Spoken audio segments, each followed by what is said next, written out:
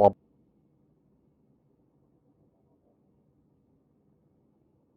Okay, sorry, he was playing copyrighted music, and I couldn't allow that to be a thing.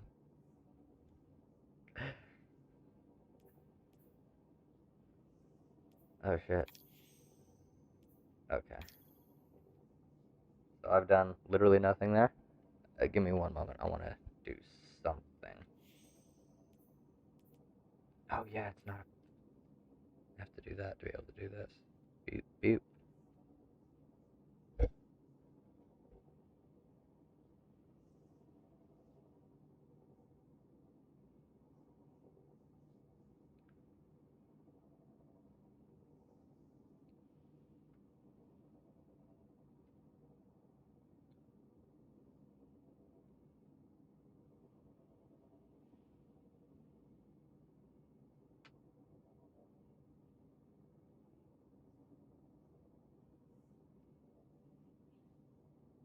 Alright.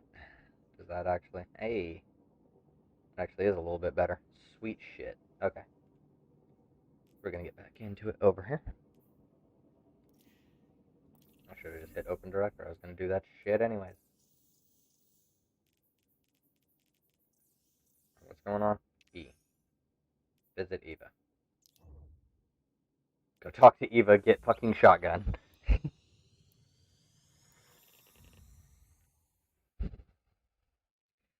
No, I don't think she's really gone off the rails. She has definitely softened a bit on, like, some of her pushing and whatnot, but I mean, she's doing work on committees, trying to get shit passed in that way, and then it has to go to the House floor and stuff like that. She's only one person out of everybody that can be there.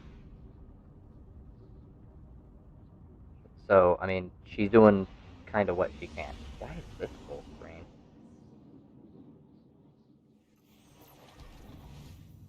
Open settings, video, Windows full screen, apply changes,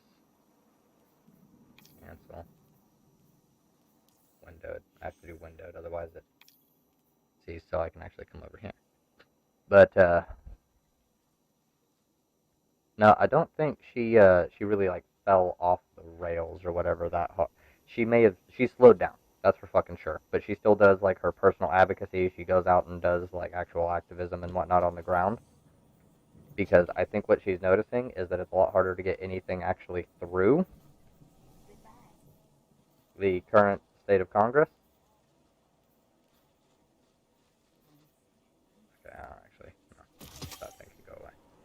In place of a new legendary shotgun. However, I don't necessarily agree with her tactics on this, because she is supposed to be a representative pushing for these changes. So, I mean, her personal advocacy is great, and, like, her going out and doing on-the-ground direct action and shit is solid, but you're a elected representative. We have something special, a way to honor Come on. all the inspiring stories you've given the world. Go now, relive your glory, and friend, have a happy solstice.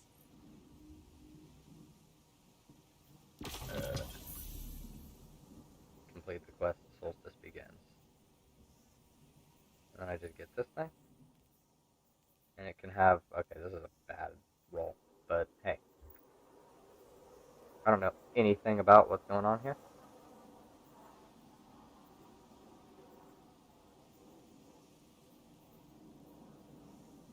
Okay. So I have to wear Solstice gear. That's gonna suck. Is it at least high level? 1309, so I can break some of the shit in my inventory that's not good. See, I think 1312.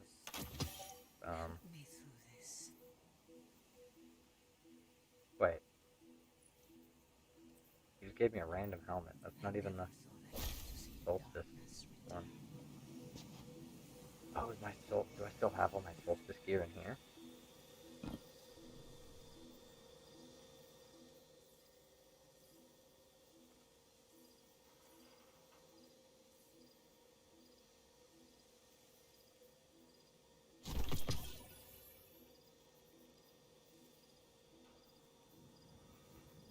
I don't see any of the Solstice gear here. Oh, there it is. So it's on the last of every page that everything that it could be. Although I don't think I even have the chest piece. Fuck, did I break the chest piece? Why would I do that?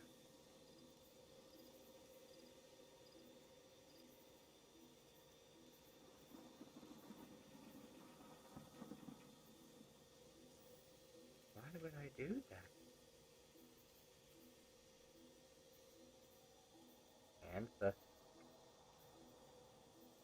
And the boots, huh?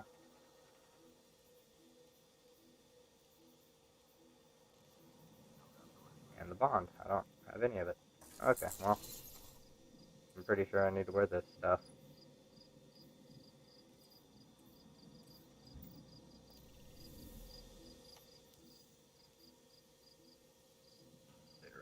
Okay, go keep ordnance.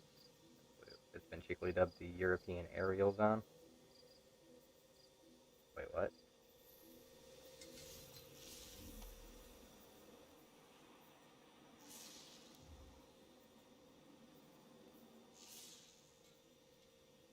That's Harvan.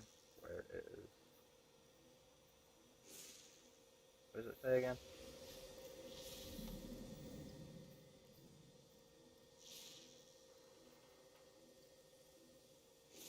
Okay, yeah, it's in the EDZ.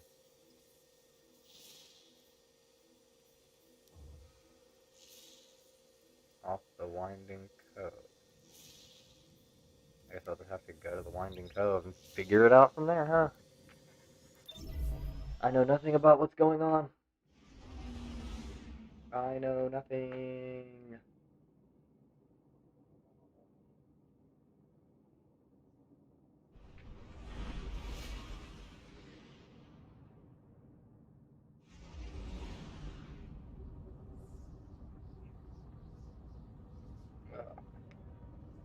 Oh, I hear that.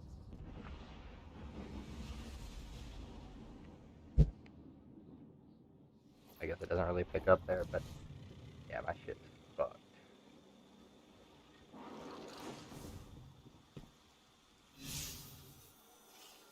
No tracked items. Track that. Thank you. Where do I go?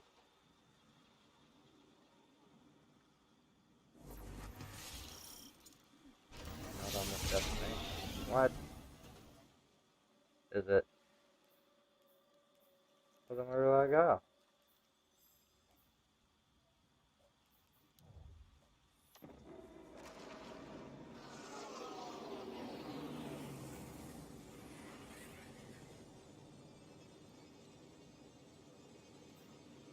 What? I'm so confused. Is it in here? Do I have to do something over here? No. No, that's just the Elix me quarter. That's just override. I didn't think so. It's not here in the tower. Is it? Yes.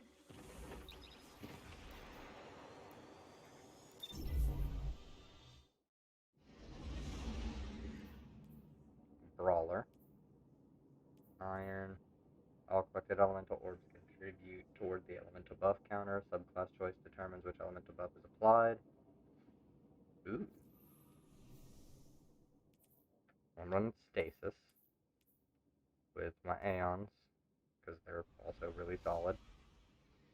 I still have really good stat distribution.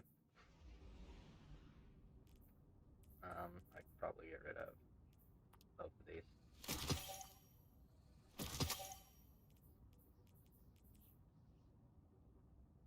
And it doesn't say anything about how I need to wear the helmet. So I'm good for that, you know? That's good shit. I like that.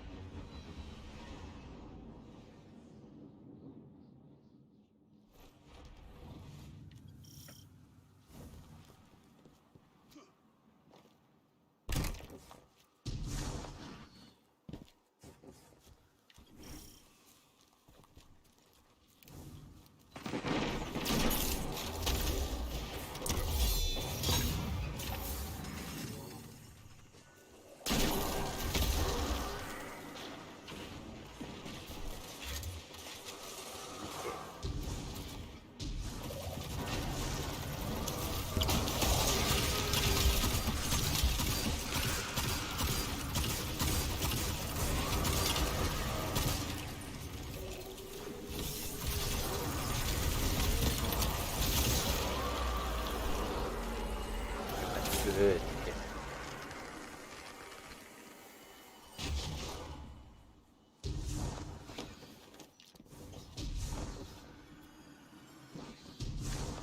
You fucked me. How could you? And I can't even. Come on.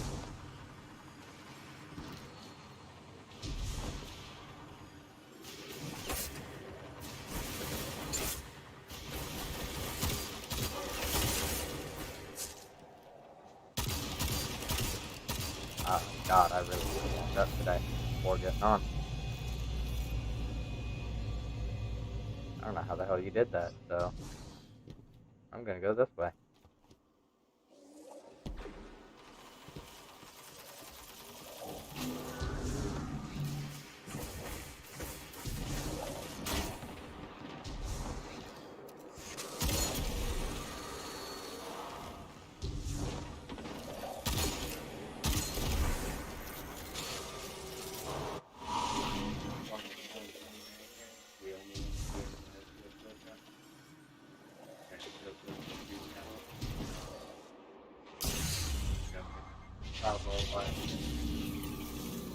Hi. Okay. I'm farming right now, so I'm about to get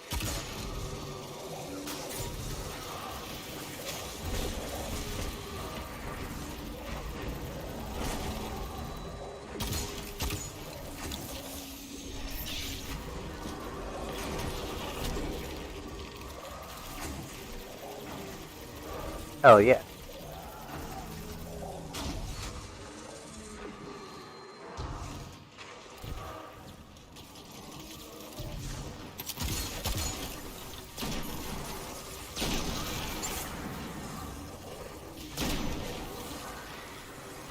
That's good shit. Now, I don't know what the hell I'm doing here.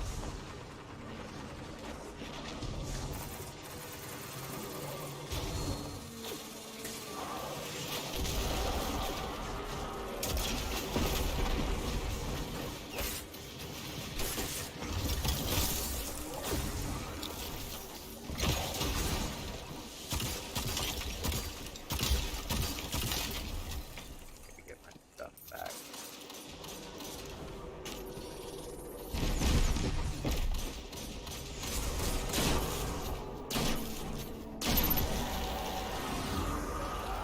Got him.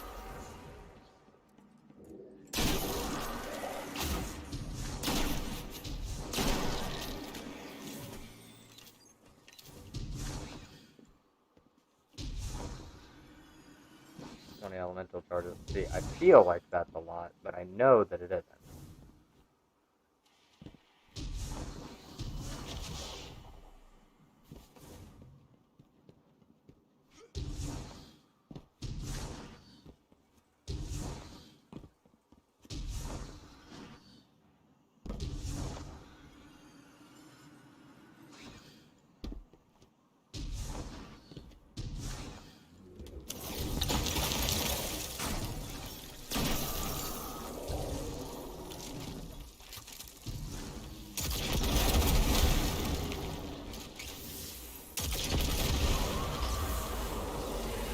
Get fucked.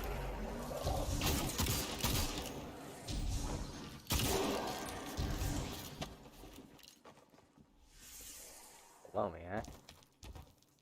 No?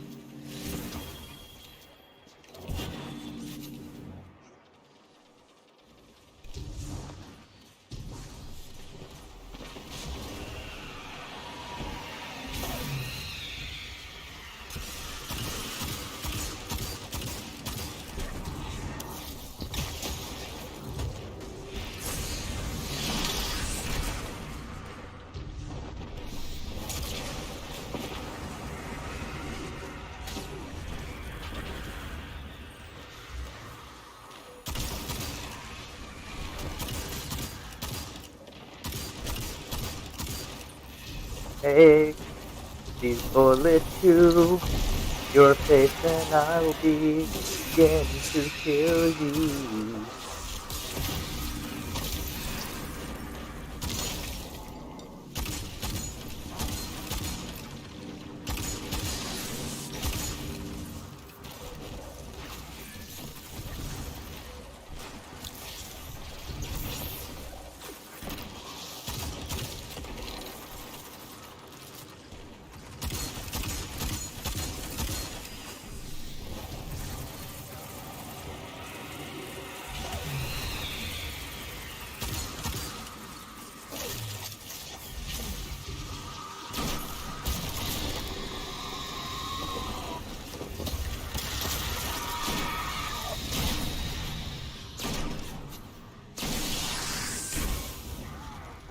Oh no.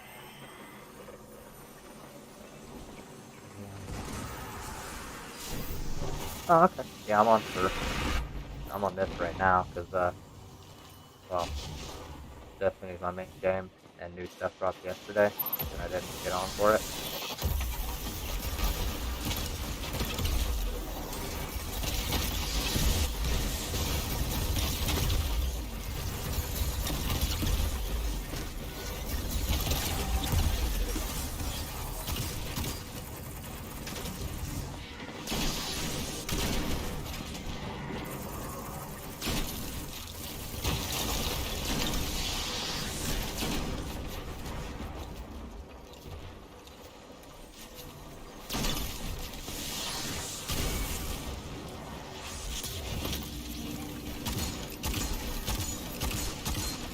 I'm gonna shoot you in the face.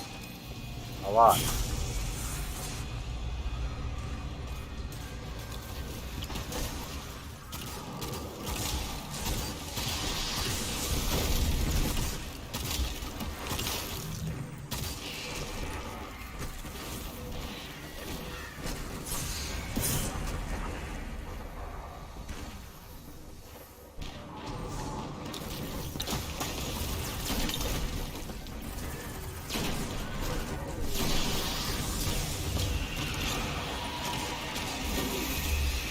Oh no.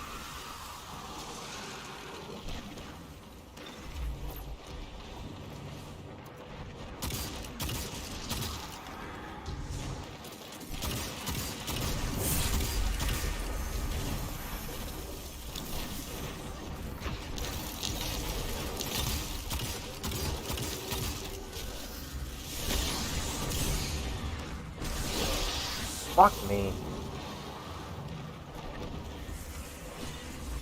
Yeah, I was talking to Sam earlier about the Minecraft stuff that's been going on.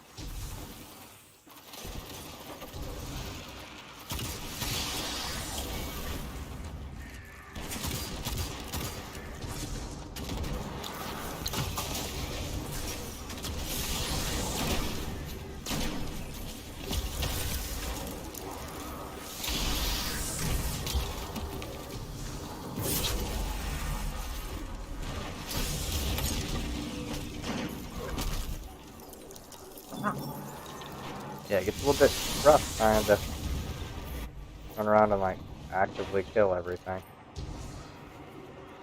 And kill them both at the same fucking time.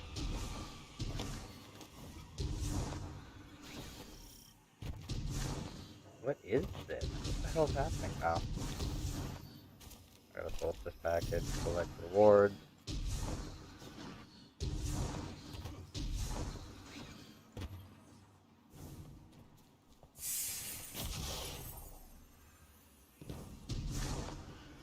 Oh yeah, I know about this.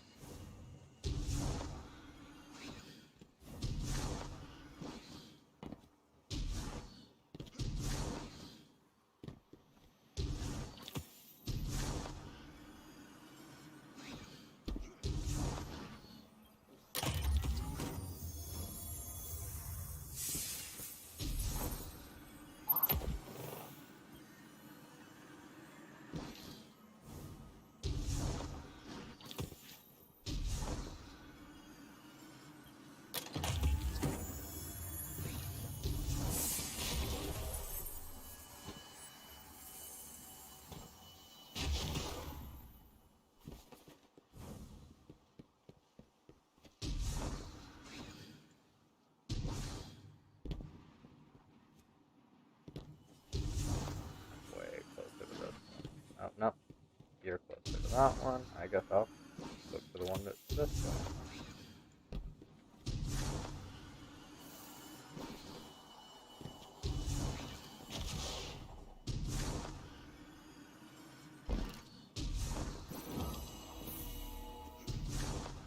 Yay! Go visit Eva.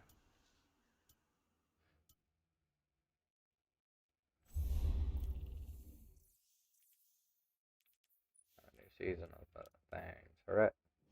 Fuck you. Doing whatever you want.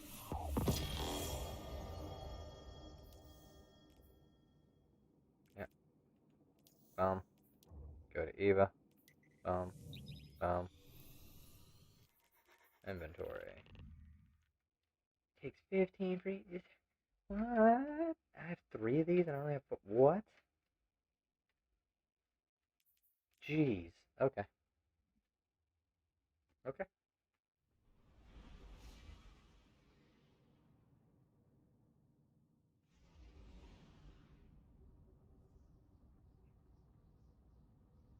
Work is really happy over the left turning on Bernie Sanders.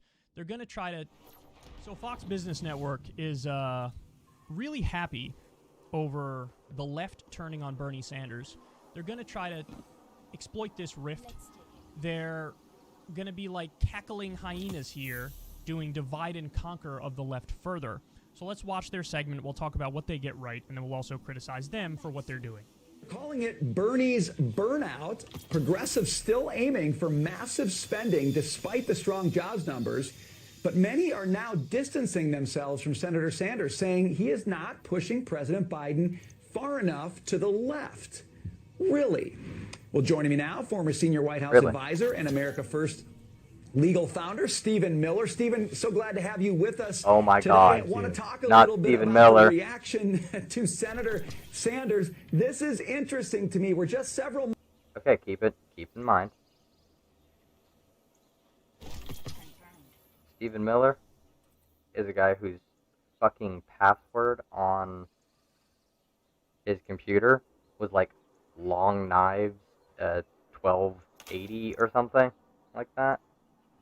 Stephen Miller is a actual white nationalist.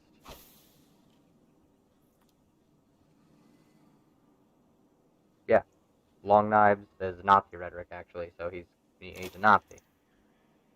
When he's talking about Night of the Long Knives, that's just the Nazi purging the Strasserist faction of the party out.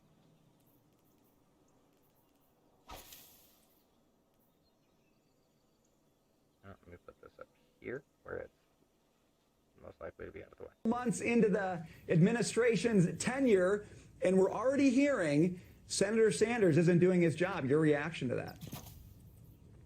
Yes, it's quite astonishing. they should be very grateful, progressives on the left, to Senator Sanders. Immensely grateful, because his agenda has been adopted really without alteration by President Biden.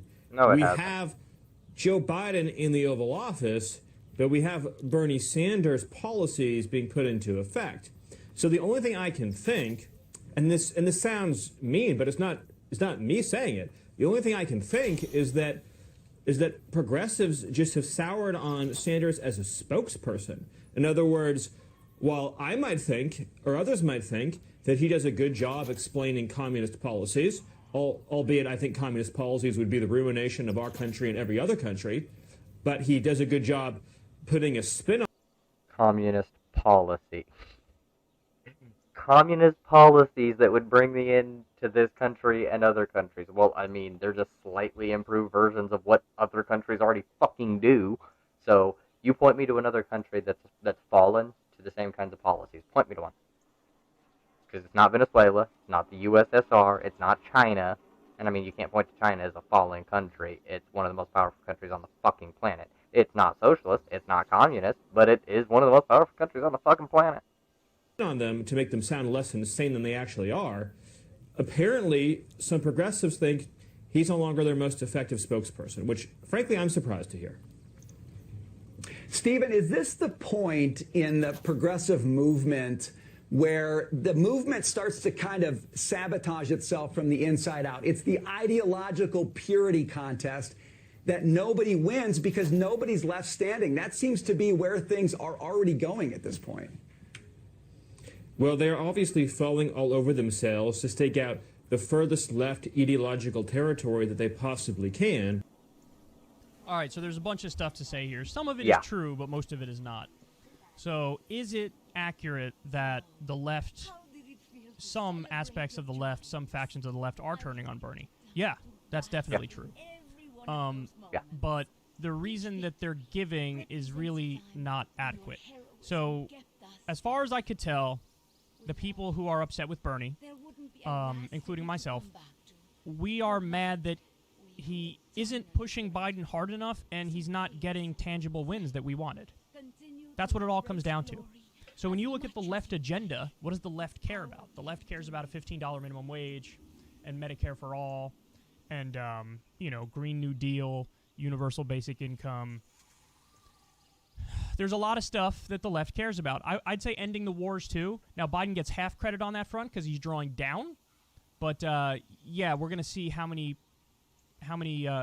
U.S. operatives remain in Afghanistan, and I think it'll probably be about 1,000. So, again, only half credit. If we want you to get out, I want you to get out for real. The idea that Bernie's agenda is being adopted without alteration by Joe Biden is simply factually wrong and incredibly stupid. Because if that was the case, he would have fought for Medicare for all. He would have fought for $15 minimum wage. He didn't fight for those things at all. Not even a little bit. Even now, with the infrastructure negotiation, what's he doing? 2 separate bills. One, a terrible bipartisan regular order bill, and one, hopefully, a half-decent partisan reconciliation bill. That's not what Bernie Sanders would do as president. That's not what he'd do at all. Even in the previous COVID relief bills, are there some good parts of it? Absolutely. But he said $2,000 checks, and we got $1,400 checks. I don't buy the $1,400 plus $600 argument. I don't think that's...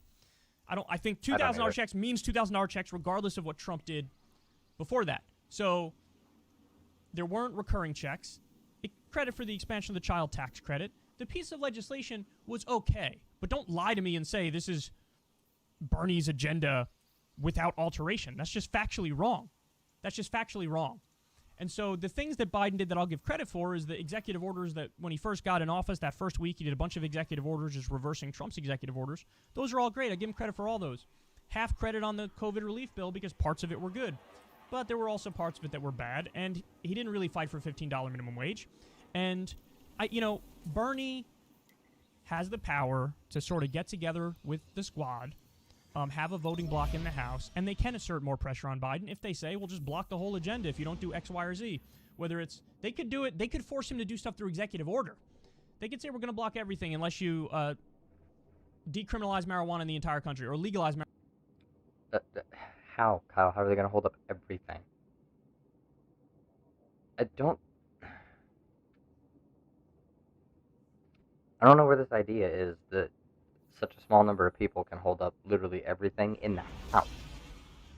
2 people can do it in the Senate because there's so much less in terms of like people there. There's so many fewer people in the Senate than there are in the House. When you're one voice in the House, you can't hold shit up. When you're a second voice, also they don't have a filibuster in the House or anything like that. How are they going to hold it up? If it gets enough votes, if they capitulate to Republicans more because lefties aren't fucking standing with them at all on this shit, or they're trying to force too much in, or whatever the moderates feel, then they're not going to work with you, and they're going to turn towards the Republicans who want to do less. Just think about that for a small period of time, please. Please.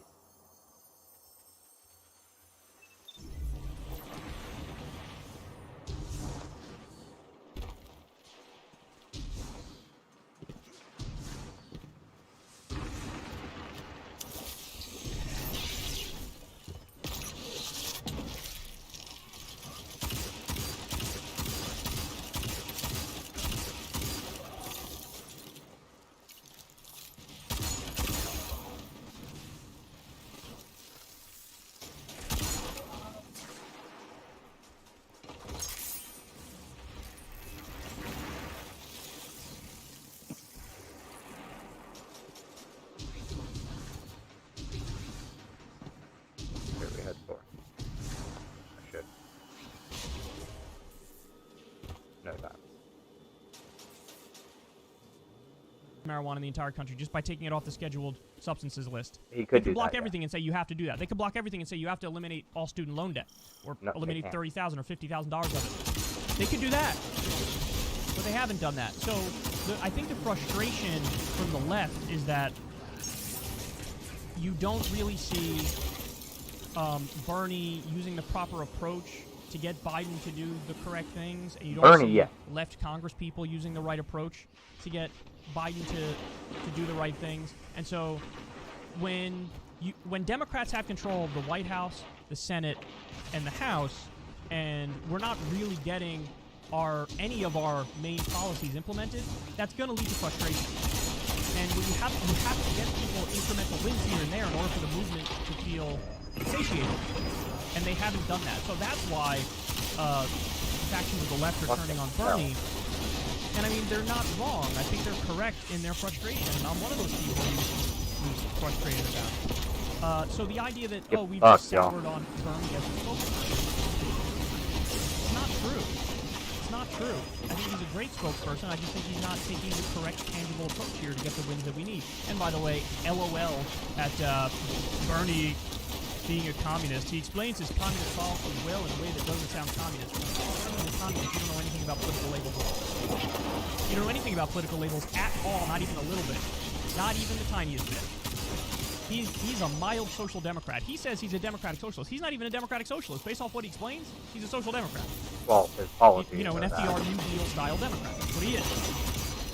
But obviously, Bernie's a lot better on social issues than FDR was, but that's obvious. And yeah, the final thing is the only point that they're right about is it is true that the progressive movement is sabotaging itself. There's no doubt about it. Where you put the blame for that is a different question. And again, I would sort of put the blame on the leaders or the lack of leaders in the progressive movement because, again, you needed to have very tangible wins that you could show the progressive base in order for them to be like, yes, we're on the right path, keep going. And there haven't been those. And so since those don't exist, that's why I think the left is turning on itself. So I really do put the blame with the leaders. I put the blame with the left Congress people. I put the blame with Bernie. I do. But that's still no excuse for it. In other words, we should be, on the left, we should be smart enough to know, here's where the shortcomings are, here's where we're failing. We should be smart enough to know that while also not self-sabotaging and not turning it into all-out war and not doing counterproductive things. Because any sort of winning coalition, I mean, these are the facts, guys. Any sort of winning coalition is going to include everybody who's even nominally on the left. Any sort of winning coalition is going to have to keep leftist Congress people, Democratic Socialists, Social Democrats, even liberal Democrats, even like center-left Democrats are going to have to be part of a coalition if you really want to win on these policies. And then even the occasional like libertarian-leaning Republican on certain issues, like Rand Paul on war, for example, or Justin Amash on whatever, he's an independent now, but Justin Amash on issues involving like the NSA and whatnot. The problem is we have to be honest enough to call out the mistakes, but also level-headed enough to not sink the entire ship and ruin the whole chance of ever getting anything done in the process. So it's hard because you have to simultaneously call out the mistakes, which involves calling people out, but also still stick together and come together in a unifying way where we agree on the issues that matter. And that's a difficult balancing act for people because people are very tribal. People are very tribal. People sometimes look at the world in a very black and white way. You're either with me or you're against me. And that is a guaranteed mixture or recipe for failing at politics from now until the end of time. And so I do think they're right that the progressive movement is sabotaging itself. And by the way, that's why they're covering it. They're covering it because they want to exploit that rift. You know, they want to... Kyle's right on this one. This one. Donald Trump had a full, complete, and total meltdown. Tell me about it, David. Because his former Attorney General, William Barr, we now know, admitted there's no evidence of any materially significant fraud that would have affected the election results in even a single state. Now, this is, you know, when we talk about election fraud and election integrity, there will often be this question posed by people on the right who will say, are you sure that no one voted twice? Are you sure that there was not a single instance of fraudulent voting? And that's the wrong question to be asking. I have explained from the beginning. The question is, do we have any evidence that materially significant fraud took place that would even maybe change the results of a single state? And remember that if you just flip Georgia, Biden still wins. If you just flip Arizona, Biden still wins, okay? And the answer to that is no. So we can't let them get us off on the wrong question. And along those lines, there's a new Atlantic piece, very, very interesting piece about William Barr, which says, and the piece is written by Jonathan Karl. It's called Inside William Barr's Breakup with Trump. This is a really interesting piece, not because it makes William Barr look good. William Barr is one of the most disgusting and depraved attorneys general. It's just that even Barr had no choice but to say, you know, you didn't win. The article writes, it's fascinating. In a series of interviews with me this spring, Barr spoke for the first time about the events surrounding his breakup with Trump. I have also spoken with senior officials in the Trump White House and Justice Department who provided additional details about Barr's actions and the former president's explosive response. Barr and those close to him have a reason to tell his version of this story. He has been widely seen as a Trump lackey who politicized the Justice Department. But when the big moment came after the election, he defied the president who expected to do his bidding. This language of Mike Pence defied Trump on January 6th, and he didn't do... Well, of course. Well, what, right? William Barr defied Trump. It may be, in some really narrow sense, accurate that they didn't do the thing Trump wanted them to do, but they didn't really have a choice. Mike Pence can't stop the election from going forward and Joe Biden from becoming president of the United States. Trump might think Pence could have done that, but Pence couldn't do that. And much the same way, in any real sense, I mean, Barr could have attempted things which would have violated all sorts of law and the way that elections are run. But in reality, the defiance that we saw from William Barr was just, well, no, he can't get involved. There's nothing that he can actually do. And the article goes on to say, Barr's betrayal, this is amazing. Barr's betrayal came on December 1 over lunch in the Attorney General's private dining room with Michael Balsamo, a Justice Department beat reporter at the AP. Also in attendance were the DOJ Chief of Staff, Will Levy, and spokesperson Carrie Kupek, Balsamo was not told the reason for the invitation. When Barr dropped his bombshell between bites of salad, he mumbled, and Balsamo wasn't sure that he had caught what Attorney General had said. Just to be general, Balsamo said, are you saying, sir, I think you better repeat what you just said, Kupek interjected. Barr repeated, to date, we have not seen fraud on a scale that could have affected a different outcome in the election. This time, Balsamo heard him. Balsamo's story appeared on the AP New Wire shortly after lunch. Disputing Donald Trump's persistent baseless claims, Attorney General William Barr declared Tuesday the U.S. Justice Department had uncovered no evidence of widespread voter fraud that could change the outcome of the 2020 election. Once this report went public, Donald Trump went absolutely and completely insane. And now, of course, Trump has a full and complete meltdown. This happened a couple days ago while we were on our vacation. A statement by Donald J. Trump. Look at this. Look at how quickly Trump turns on people. Rhino, former Attorney General Bill Barr failed to investigate election fraud. Now, that's untrue. Even though it's unclear Barr should have been involved in looking into it, Barr did look into it, and he found no materially significant fraud. Trump goes on, and really let down the American people. I would argue the American people are not let down when democracy actually gets the person who won into office. That's how democracy works. Yeah. Even the scam that took place in Georgia of ballot stuffing on camera, he couldn't see what was wrong with it. Now, that's a completely bogus conspiracy. It's been widely debunked. Just like he failed to understand the Horowitz report and let everyone down with respect to getting a timely investigation. Where's Durham on all of the corruption of the Obama-Biden administration? Well, where is it? He goes on to say, and this is slightly off screen, for which I apologize. It's people in authority like Bill Barr that allow the crazed radical left to succeed. He and other rhinos in the Republican Party are being used in order to try to convince people that the election was legitimate, when so many incredible facts now come out to show conclusively that it wasn't. None of that is true. Trump fully melting down and now going after William Barr. He's losing it. Even going further, Trump writing, if he felt this way, why did Barr say he was greatly honored and proud to have played a role in the many successes and unprecedented achievements you have delivered to the American people in the final letter he wrote to me?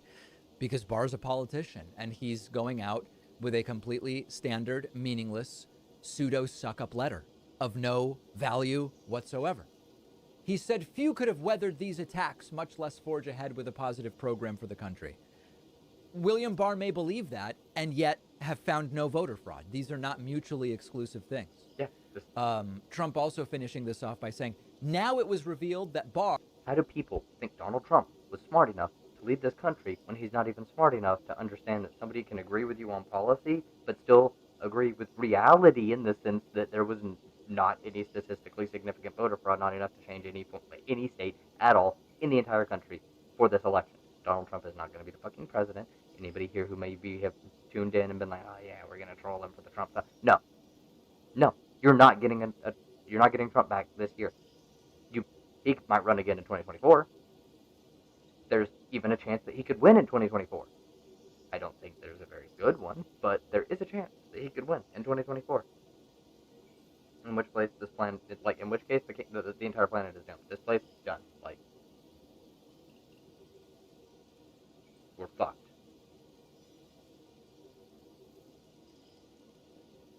But how do you think he's smart when he can't even understand this basic concept? Just because somebody agrees with you on policies and shit doesn't mean they're going to completely deny reality and uphold your shit. Now, I know what Trump is saying. He's a traitor. He was unloyal to me. That's what Trump is saying.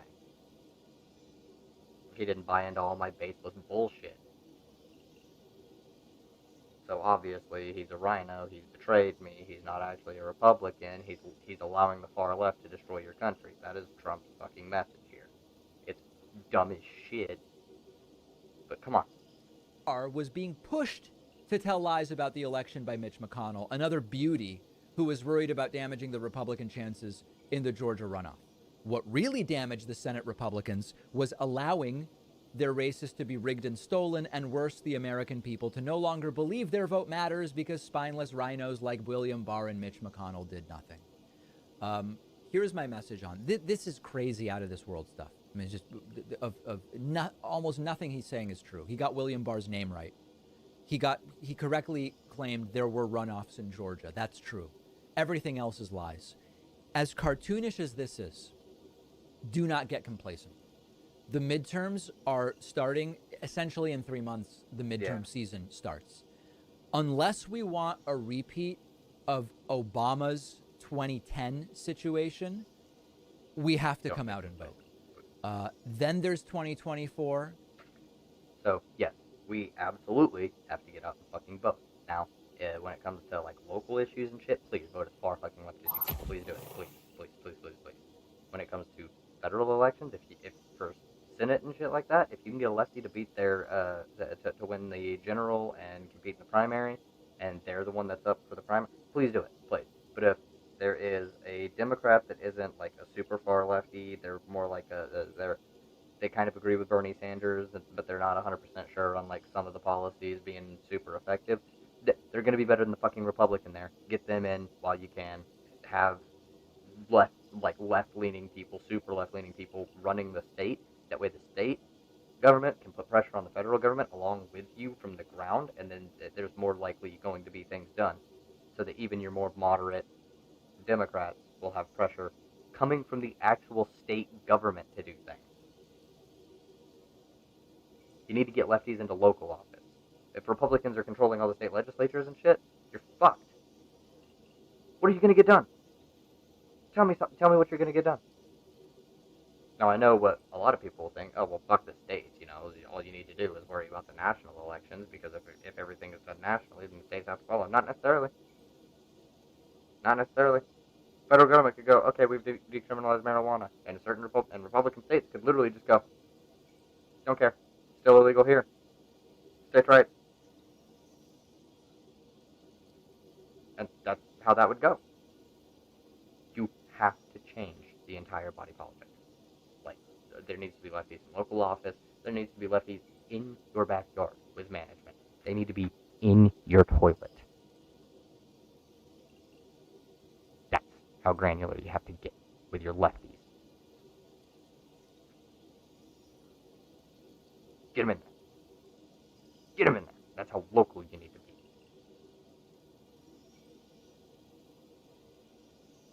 Anyways, yeah. Essentially, that's the point. You got to shift the state, like, House and Senate, while trying to get, like I said, so that you at least have more ground pressure. Because, I mean, if you think about how things are structured right now, you've got the voters and the general public on the ground, and they can push for some stuff. Politicians don't have to listen to them. Not necessarily. I mean, they do to a certain extent, but not really, you know.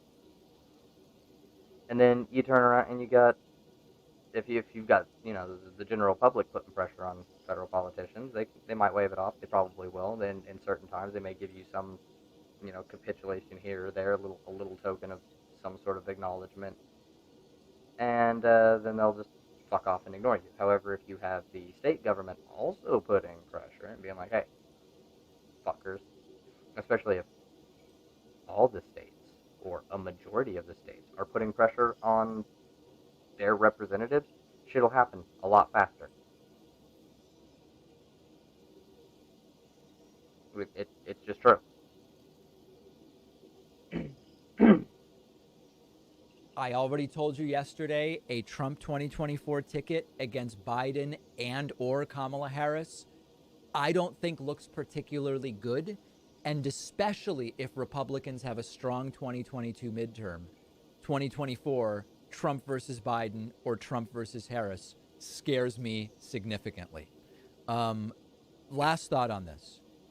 Every time Trump supporters say, we like Trump because he cares about America and he's good for the country. He's not. Look at these statements. Look at these lies. And he will attack American democracy in absolutely any way that he sees advantageous to him. He doesn't care about the country. No, not he at all. certainly doesn't care about his supporters. Of course not. And he cares about them and other people only to the extent that they are politically useful to him. They're about to get useful again. His supporters are about to get useful again because he needs their money so that he can play kingmaker in 2022. I can't think of anything less patriotic, and Trump just melting down on anyone who simply said, Mr. President, I wasn't able to find any evidence that you actually won. Those now become enemies, and they now become rhinos and unpatriotic, or whatever the case may be. It's disgusting. I can't think of anything less patriotic. And we'll have... That's how Trump operates. We've seen the meltdown. We've heard Kyle. We've heard the thing. That's not even relevant anymore. Because Jackson, Hinkle, and Jimmy Dore have abandoned Medicare for all, and now they're just trying to cynically weaponize it against other people who are actually leftists, unlike them. Got a problem with it? Any Jimmy Dore fans here? You can speak up. I don't mind. Go ahead.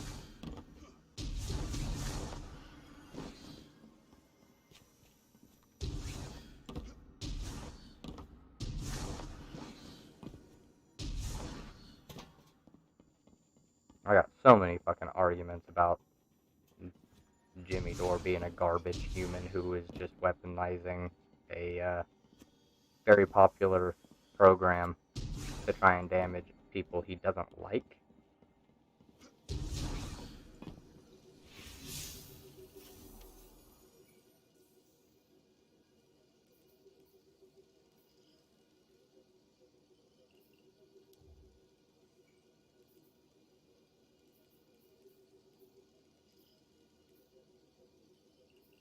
I swear, he's about to turn into just a drama channel, though. Kyle Kalinske didn't back me up on every last stupid fucking thing I've said and done, and he even said that if I had said what I said about Anna Kasparian and laughed about it, to his girlfriend or his mother or sister, he would have punched me in the face. I personally think he should do that anyways, because, you're a garbage fucking human, and you turned on him when he was literally like, okay, outside of this thing, like, I support you on the policies and stuff like that, I agree with you there. He's just friends with Jank, like, he doesn't seem to agree with Jank on most issues, really, outside of money and politics, and that the Green New Deal needs to happen. And they're both capitalists, so, there's that.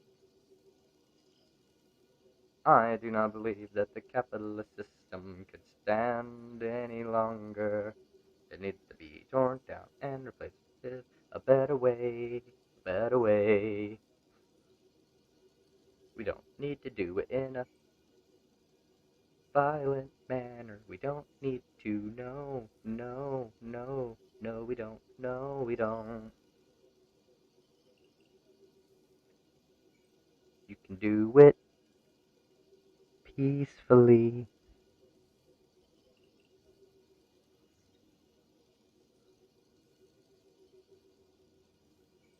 Yeah, right? Peacefully. Oh shit, who is this?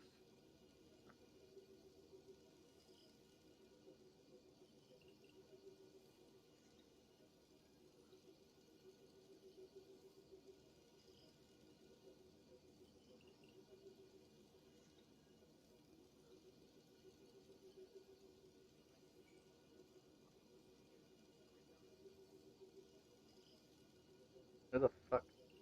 Hey, Bet Emmett or Mnet. Do you are you here in my shit?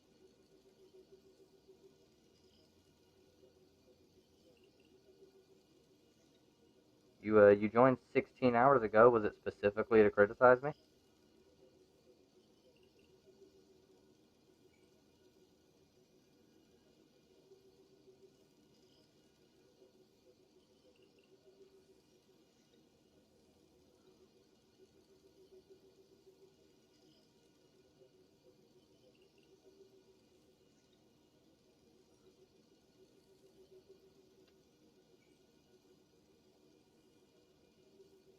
For those of you who are a little curious, Bet Mnet is somebody somebody who just commented on one of my videos and has accused me of deleting my only 2 comments when I really generally don't delete comments. I mean, I delete some of the random bullshit links to cybercrime bullshit. You know, the ones that are like trying to defraud you or send you to webcam, sex cam shit. I delete those. I delete racial slurs. If I catch them. I mean, generally my moderation should, especially with my new list of banned words. But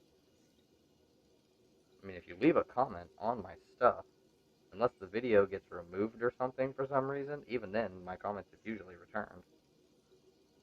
I've had that happen to 2 videos at this point where it got pulled down and then returned, and on one of them the comments didn't come back and the other one they did.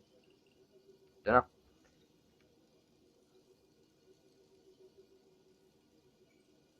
So, yeah, I'm not big on deleting comments from my shit. And so I'm wondering if they're in here watching now, since they're commenting on my stuff. Whoever wants to leave a comment on my videos, sure as fuck can. Oh, come on. Stop. I hate these fucking, this weed right now. It doesn't help that I'm really bad at rolling joints.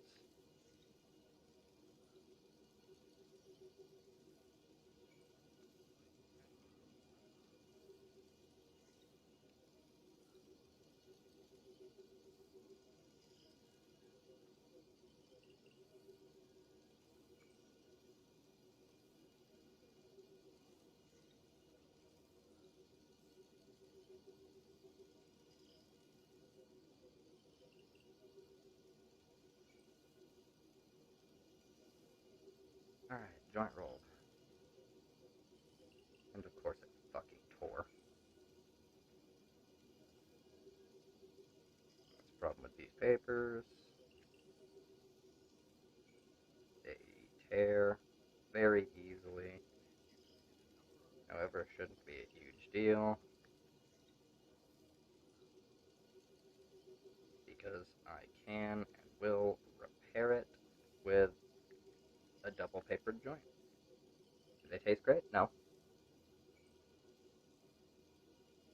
Will it smoke even longer now? Probably.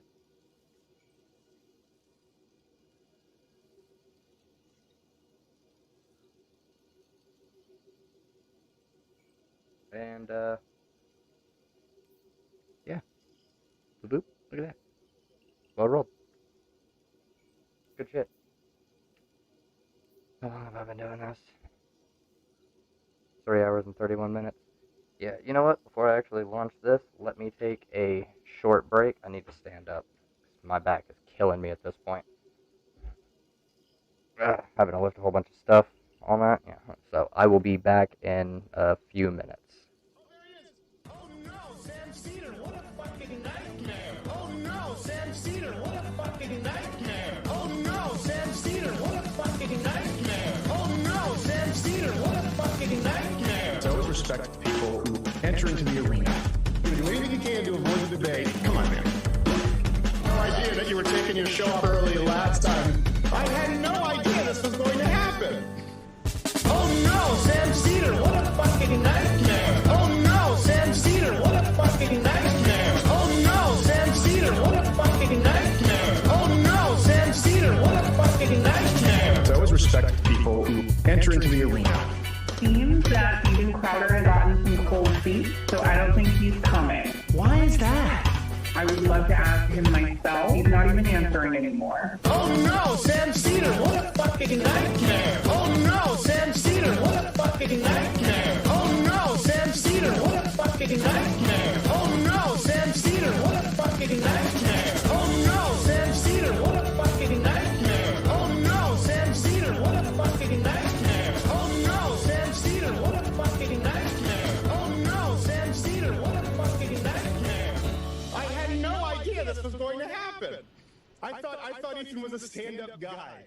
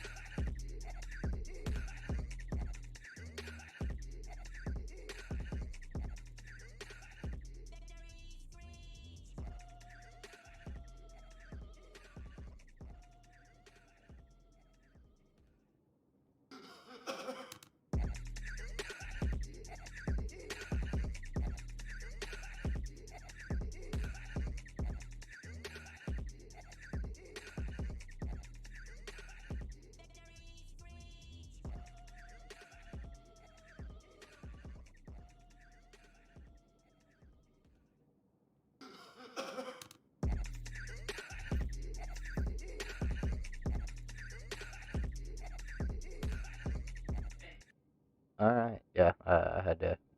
I got up. I walked around a little bit, and then I had to go and use the bathroom. So it took a little while. The only thing good that's on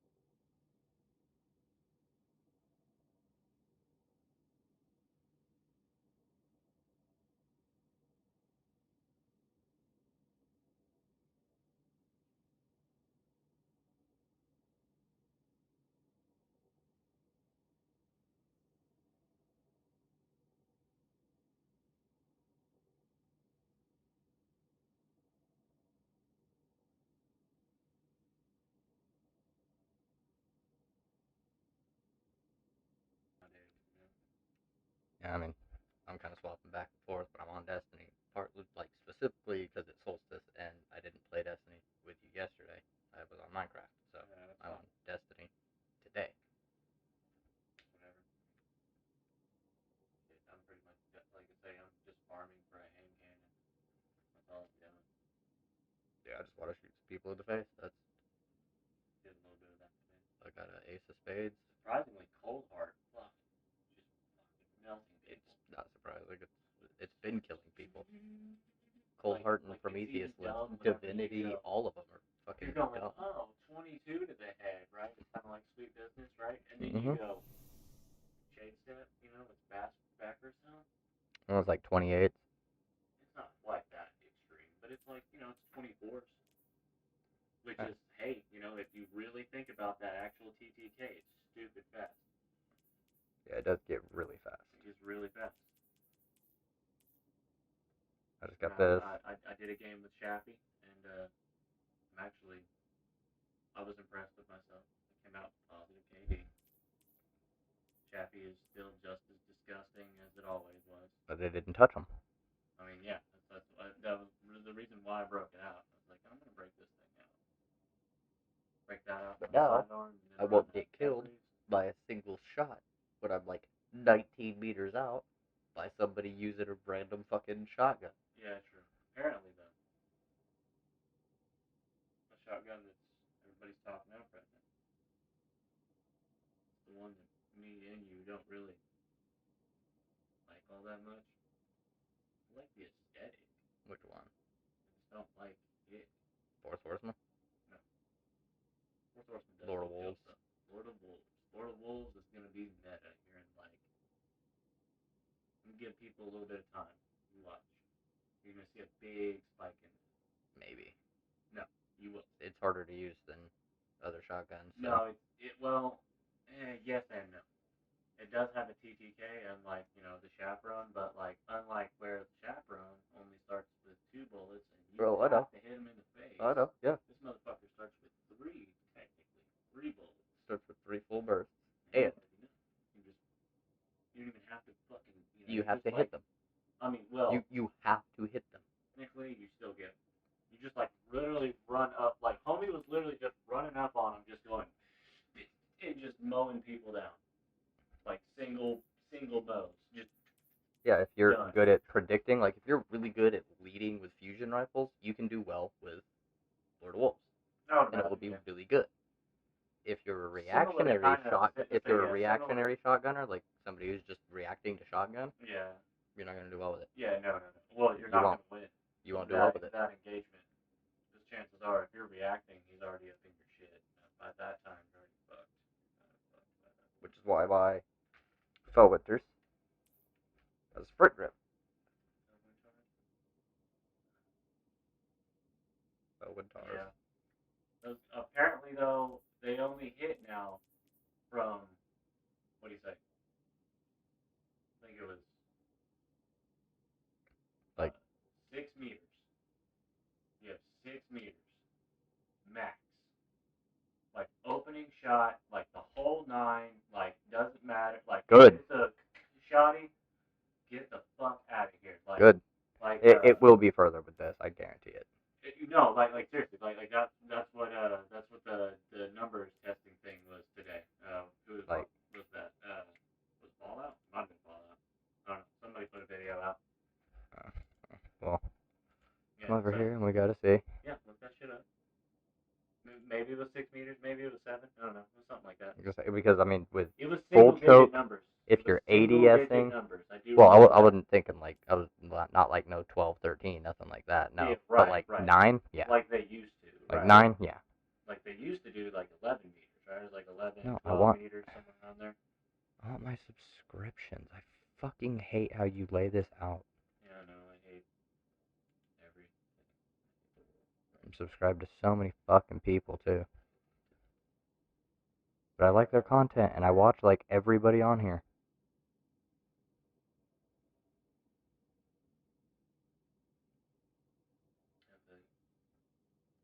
I just sub now just because, like, if it's even just something that I remotely enjoy, you know, I just like, yeah, fuck it, I'll give you the sub. It's free, so it's not like, Yeah. you know, So why the fuck not? yeah, why the fuck not?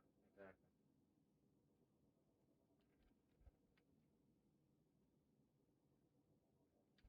It's gonna be faster to do this.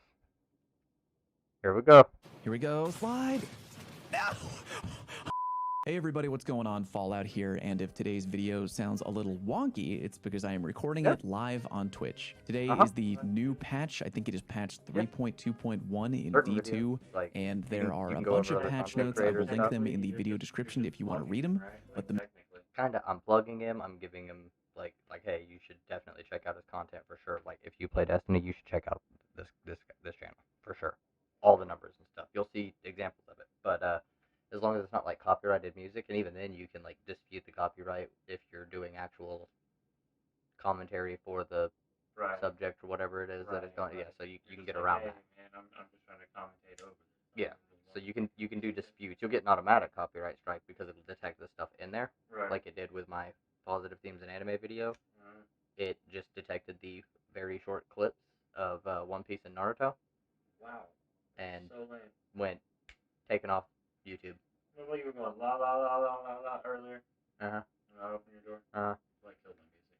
Well, I don't know why my speakers will do a thing where like one day it's not very loud. You know, got my shit cranked as as far as I've.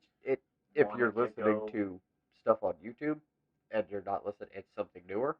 Volume changes drastically on YouTube. Sometimes they're I don't absolute think I am. garbage. Sometimes they balance out I'm to listening to whatever. anything new, like so to speak. No, not like new. Something you haven't listened to before. Oh, I mean, I guess, yeah.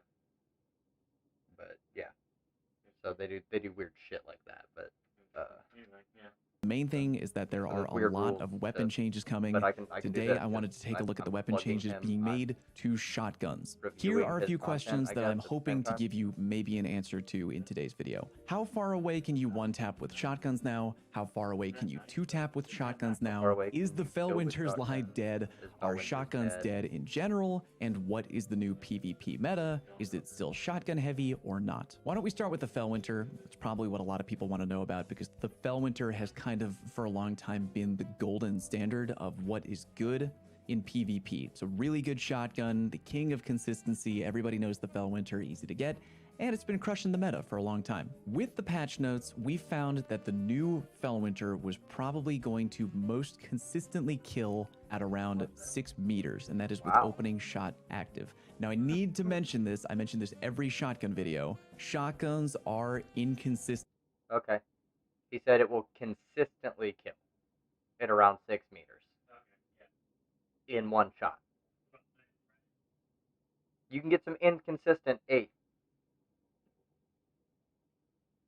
RNG sure, is going to be a huge, huge factor in how deep, how far away you can get a kill from with any shotgun, except a slug shotgun, naturally. RNG is always going to be a factor. Remember that. Looking over my notes, we actually got one-hit kill with the Fellwinter at about 7 meters away. Again, we can probably chalk that up to good RNG, aka a good pellet spread. But most of the time, Fellwinter was getting a one-hit kill consistently at around 6 meters. About 5 out of 6 times we were able to put down a Guardian in PvP from exactly 6 meters away.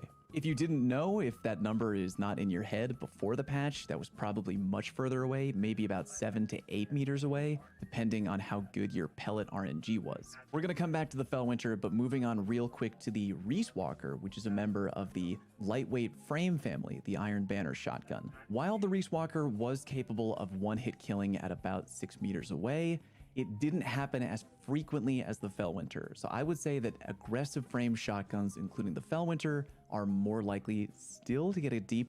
Well, the Fellwinter has fucking shot package, and the barrel option that tightens its shit. Full choke. It's a curated god roll. One-hit kill on an enemy in PvP, but the members of the lightweight frame family, like the Reese Walker, still capable of doing it at 6 meters, but fairly less consistently. It's probably going to happen much more frequently at about 5 meters. Really quickly, back to aggressive frame shotguns. I also did try my Astral Horizon shotgun, aka the Trials shotgun. Really good roll on that, has opening shot, has high range. We were able to get fairly often one-hit kills at 6 meters away. We even got 1 or maybe 2 at 7 meters away.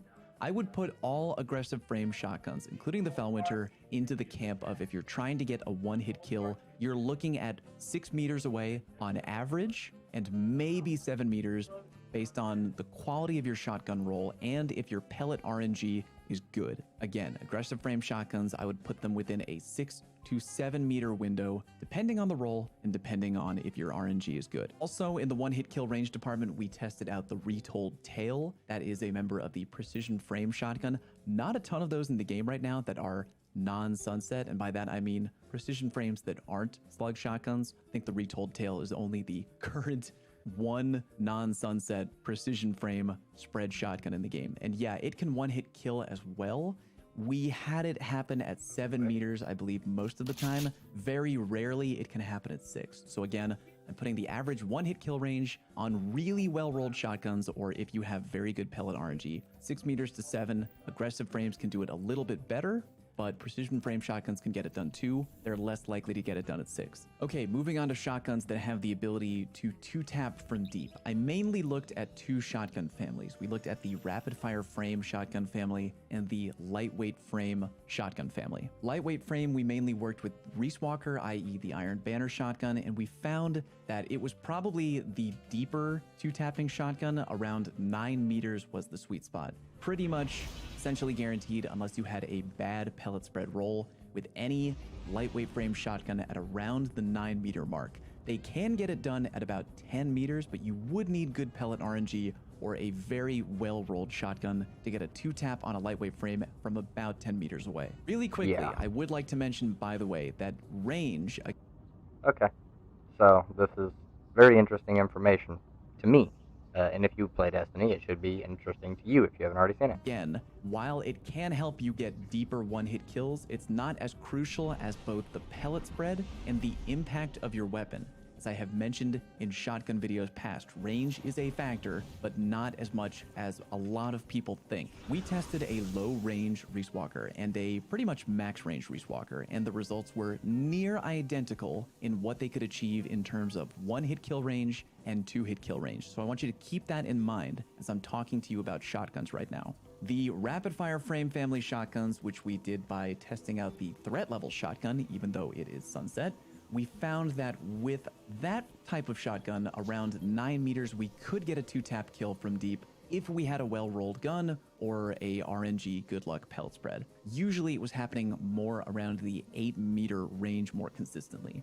So rapid-fire frame shotguns can get the job done with 2-tapping from slightly closer, but you would probably expect that. Again, if you're unfamiliar with what the numbers were on shotguns before today's patch, I can only really tell you that shotguns were probably more reliable in PvP from deeper than they are starting today. I know I'm throwing a lot of numbers at you on YouTube right now, but you don't need to keep all of them in your head. Again, all you need to really know is that the one-hit kill range on ag frame shotguns is being brought way in, which hopefully I am showing right here. And on the 2-tapping department, yeah, you can get it more frequently from weapons like rapid-fire frame shotguns or lightweight frame shotguns. Now that we have the consistent one-hit kill range and the consistent two-hit kill range on shotguns in PvP kind of relatively covered in a general statement, I have to answer the very big question: what is the new meta, and are shotguns dead? Right away, I don't think shotguns are dead. I still think they are very strong in the PvP meta. They're going to continue to be strong, but which shotguns people bring into PvP is definitely going to change. Aggressive frame shotguns like the Fellwinter used to be the lights out, no thought required, easy pick for PvP. Right now, I kind of don't think that is the case. I brought shotguns into PvP that I was normally very familiar with, like the Astral Horizon that would normally kill from very deep. I could immediately feel that my muscle memory trained brain had to get rewired. I was not getting kills from as deep as I normally did. I have to essentially retrain myself to understand that if I'm going to use a shotgun like the Fellwinter, like the Astral Horizon, I need to get closer. Regarding shotguns two-tapping in PvP, I don't think that is going to become a new meta. I think what people are probably going to rely on is what they've kind of been doing in the past, where maybe you would prime the target, i.e. shooting them with a primary weapon like a hand cannon, like a rifle, whatever, getting them weak, swapping to your shotgun, and putting them down as a finisher from maybe far away than you normally would.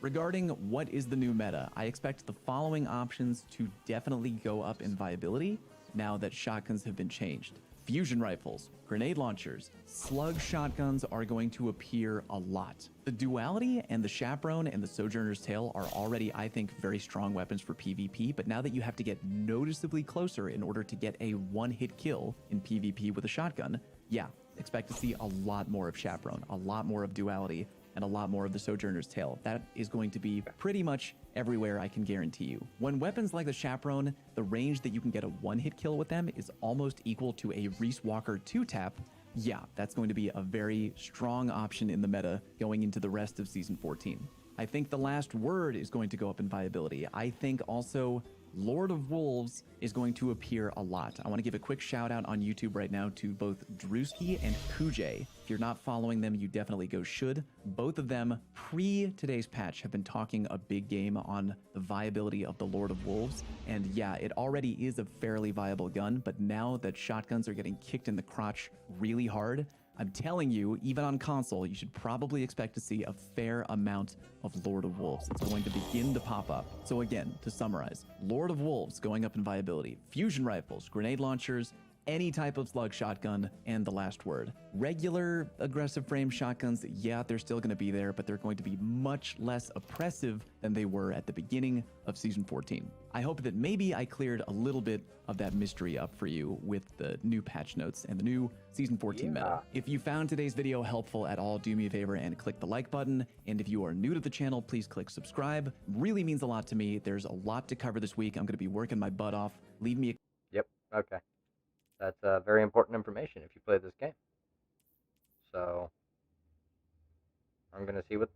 Well, he just mentioned what this do. This isn't even a good roll, but I'm keeping it just in case.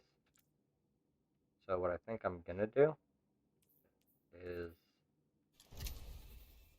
wham bam. 140's got a range buff, I think, as well. Shit.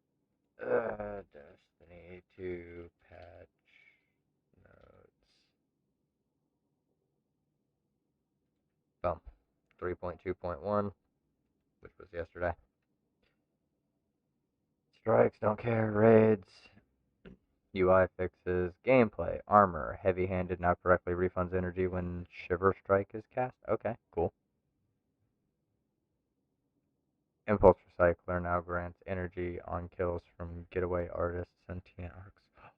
Boots of the Assembler's Noble Seekers now correctly proc Benevolent Dawn for Blessing of the Sky. Reverted the Boots of the Ambassador. Changed to Rift recharge rate. Okay. Assassin's Cowl no longer clips through most Hunter cloaks. Okay. Fellwinter's Helm will no longer change all Solstice armor glows to stasis. Okay. Fixed initiative. Okay, I don't care about any of that. Reissued remaining Moon, Lectern, and Dreaming City worlds. Okay, cool. Shotguns, aggressive frames. Okay. Reduce the damage fall off. Aggressive hand cannons. Reduce precision damage. Multiplier. Reduce aim assist minimum fall off. Reduce damage minimum fall off. This gives them a 1 meter advantage over other hand cannons. Okay. So not very much over other hand cannons.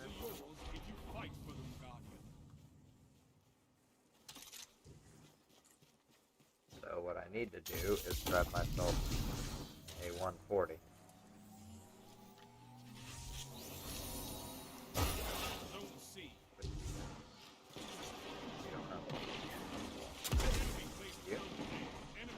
You do. That's my good one. Warlock.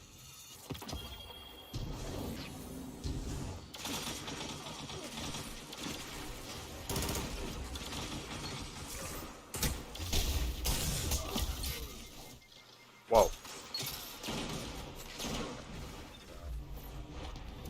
I know I need this, which isn't nearly high enough level for doing anything outside of Crucible at the moment.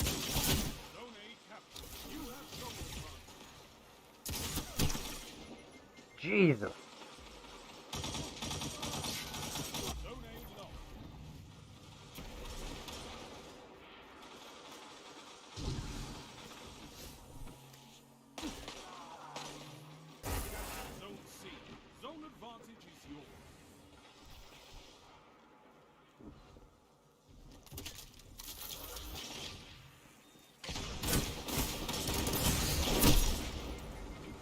I didn't do a fucking thing from that far. Yep, I didn't think so.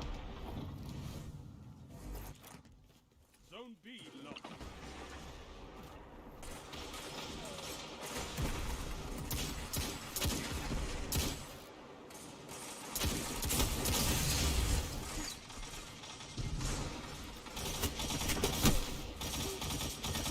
Crimson, see, I just can't do anything.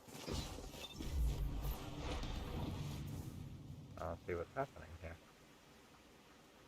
Zone C lost. Your enemy has a power play. Zone B. We're getting fucked. Zone A captured. You have advantage.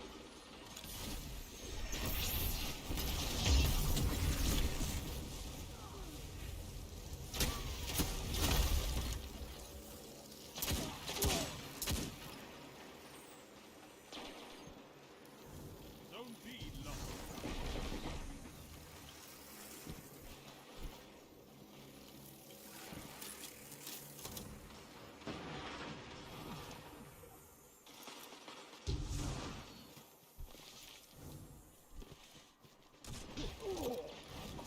Zone B captured. Zone advantage.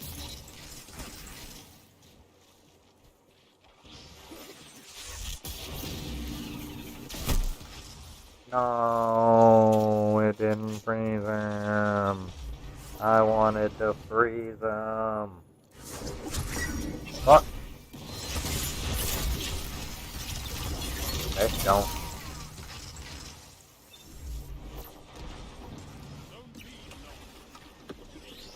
I'm so confused.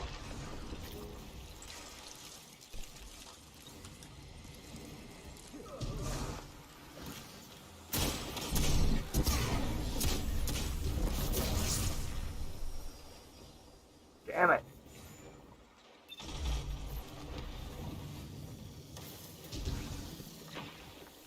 Zone B captured. Zone advantage is yours.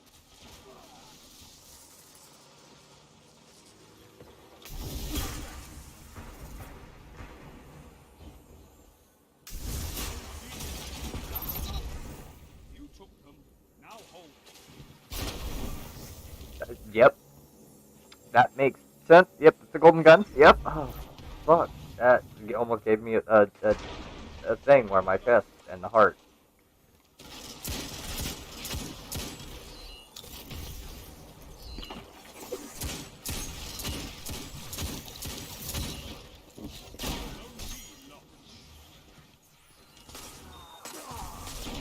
Didn't expect that one either. That's a warrior right there. I don't know, I'm still getting killed by shotguns pretty much the same rate.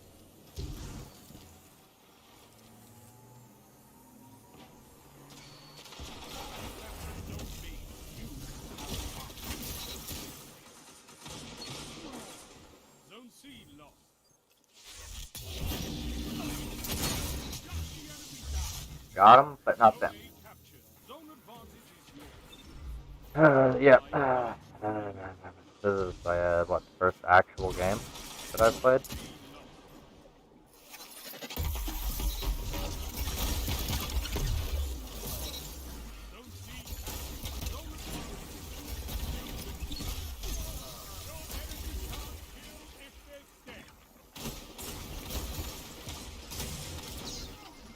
None of those went for... Okay. I'll take it, though. I did something.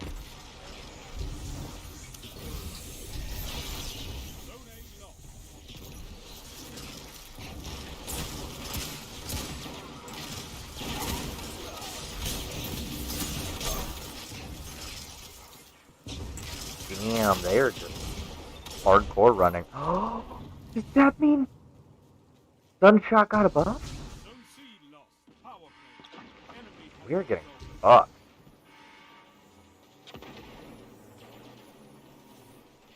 So hard. Look at this. I mean, it's not like Mercy Rule hard, so.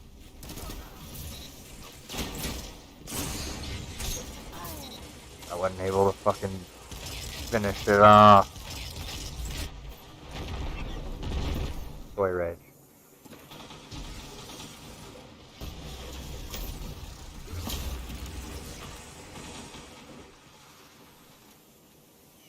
Orbeez. I like Orbeez.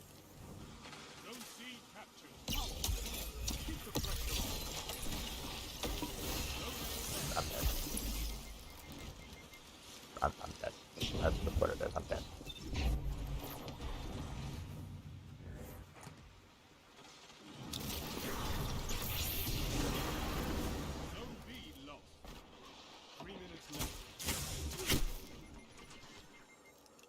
Yeah, I couldn't move either.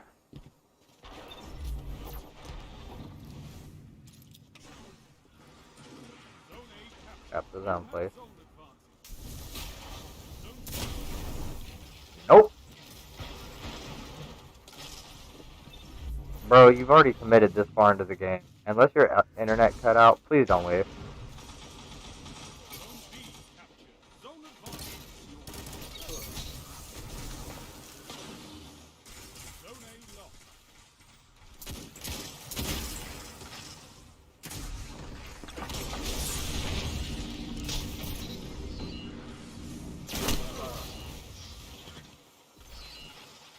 Did you see that sick-ass play? I died for it, but you know what? It was a sick-ass play.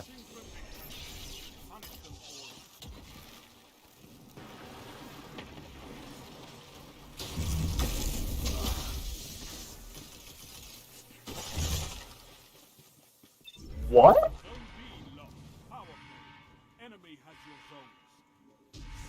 Well, no wonder they're winning so fucking hard. Dude can kill you while he's still in his goddamn spinning animation for his arc staff. God damn it. That was fucking nutty. How did he do that? He's like, pop the arc staff, and I just died. And then he fucking teleported and swung at me, and it was weird. It was super hardcore lag and not on my end.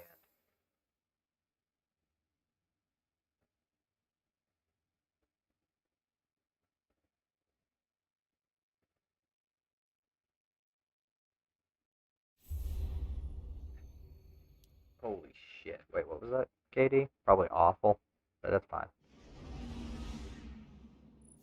You win some, you lose some, and you warm up in Crucible, and you get, yeah, 0.63? That's what I thought. Okay.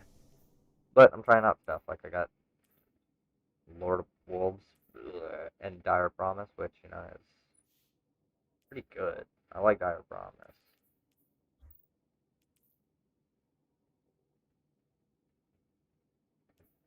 I could go, ooh, I know. That would be a pretty interesting one.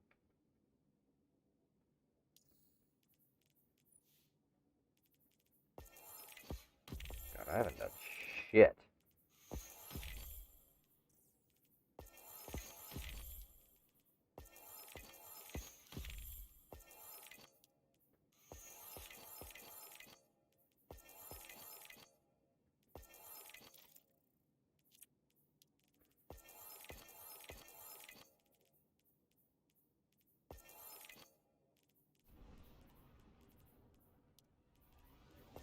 I don't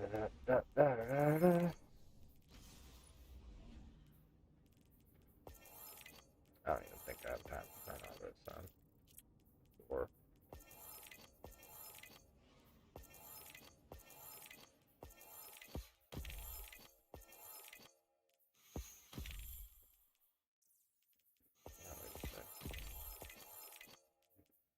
wait, what? Oh god.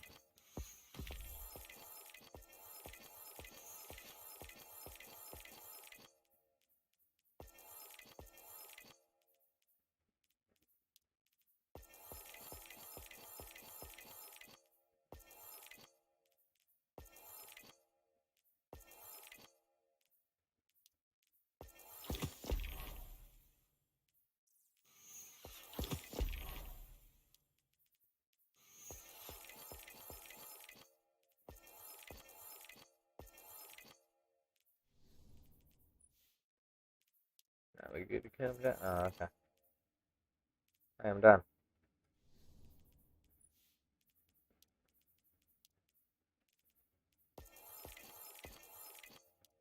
Book finished. Book finished. Boom. Dunzo.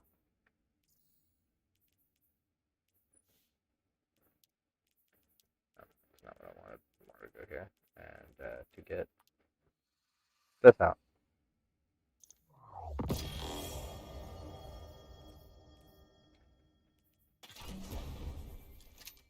Mix it up.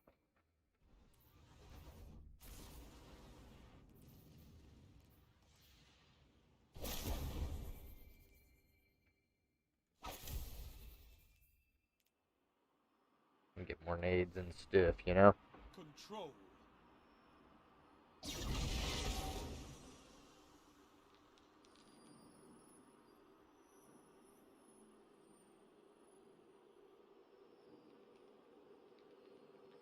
Take those zones, Guardian. Victory demands it.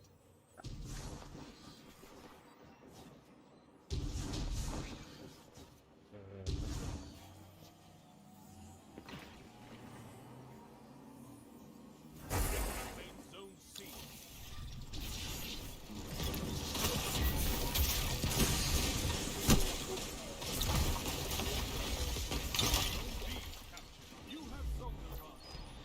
Seeing people now know that you can just shoot things and it'll be gone. So I'm showing you the stasis turret build.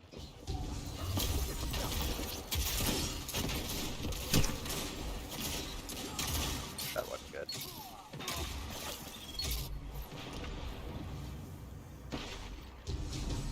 But if they're on a Zone C. Keep the pressure on.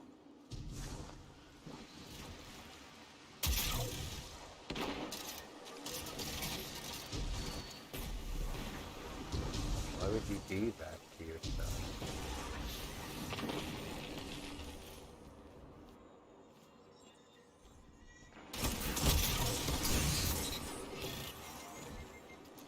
Well, I'm glad this zone's moved because like I did first. Mhm. Like all the like heating up, tunnel vision, and all that new shit. It's all And that it's yeah, it's the 120 energy that's on the moon, the void energy. Right, the 120 hand cannon? No, it's a Oh, it is. Yep.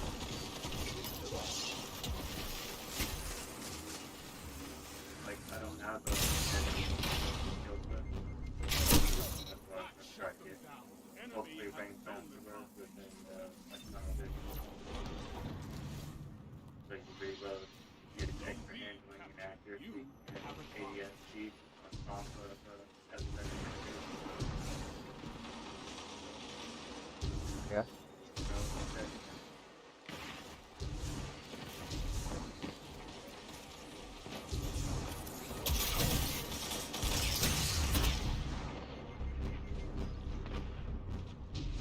Pull back.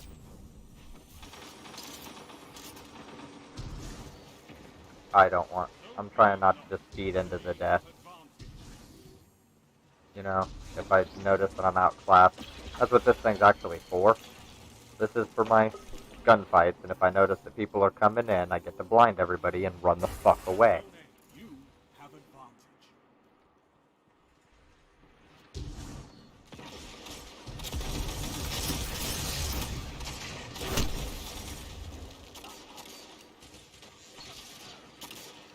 I got stuck. But yeah. How's everybody going? You know, how's everybody doing? What are y'all up to? Having a great time? Having a good time?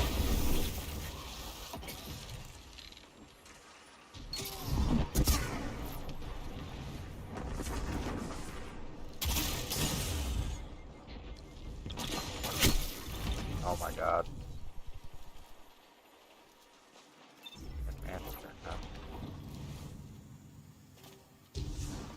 I was trying not to feed into all the enemies' kills, but I did at no point.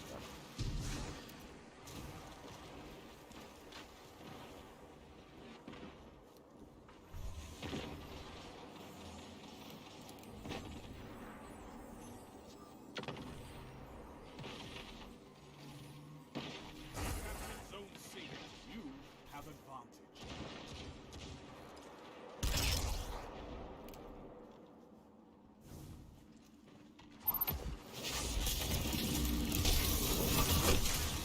Fuck! That was a good charge. That was a really good charge.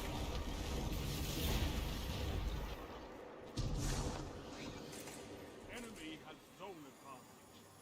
That sounds like a sweet business charging up.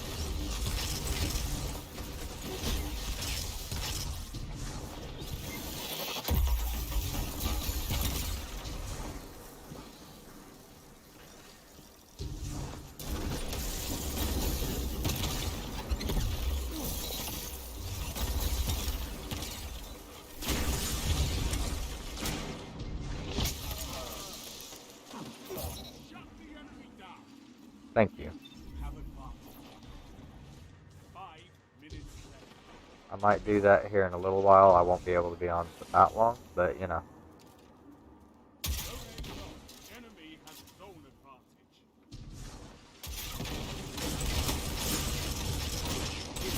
If I could aim, that would have been over. Holy fucking shit, I suck.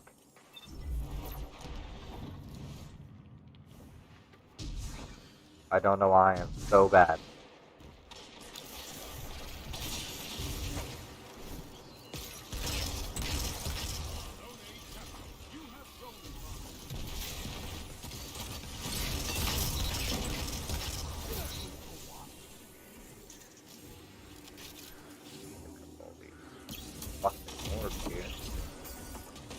My zone, don't shoot it.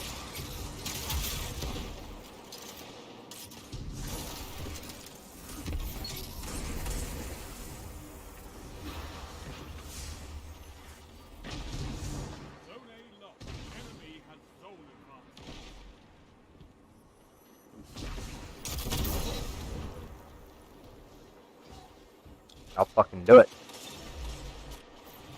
I have considered it. The issue is thinking about it isn't enough. I actually have to be able to do it. And I don't think I'm inherently incapable of it. I think I'm just not financially incentivized to get, you know, on this game more, as opposed to going to work more. You know? And while I dislike the labor exploitation that I live under, it's not the choice that I can make to just go, nah, I don't want to.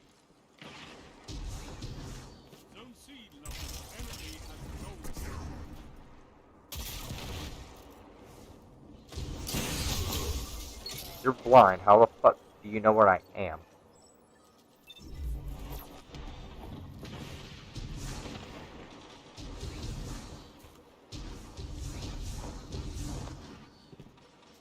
Why are you leaving it?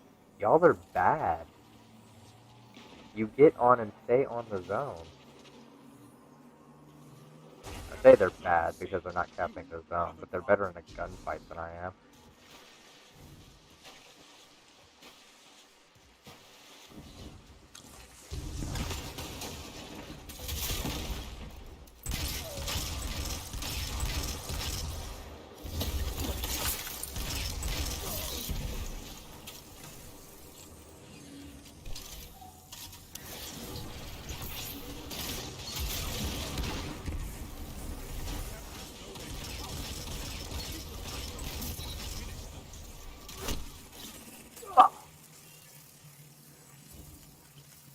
I'm getting some good plays. If I had just noticed a ninja coming in while I was firing, I could have just dropped my empowering rift, froze their ass.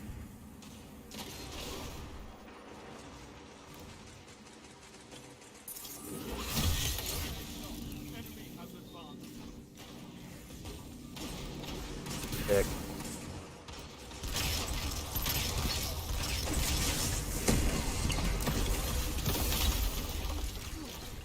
You're a ween. You're a fucking ween. Shadow dive is ween behavior, by the way.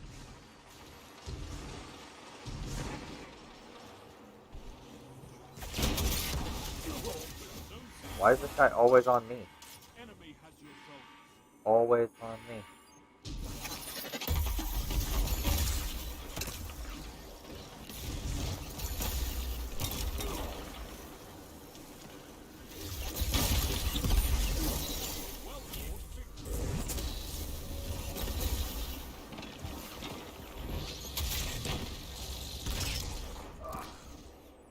Nope.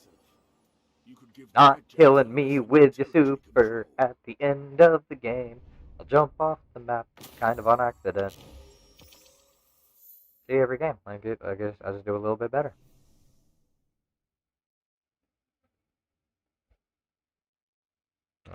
Lost the viewer. Oh well. So what are we doing tonight, everybody? If you came here to see me rage, good luck. It's not the point. Not what I'm here for.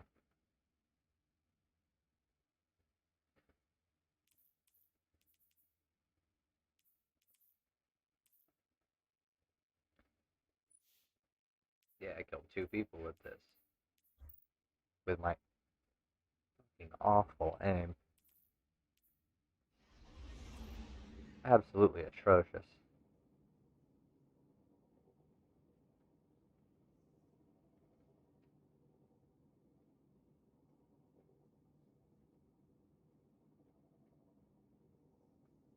Oh, wow.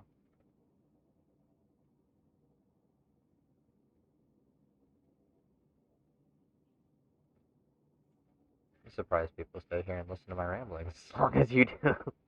I appreciate it. We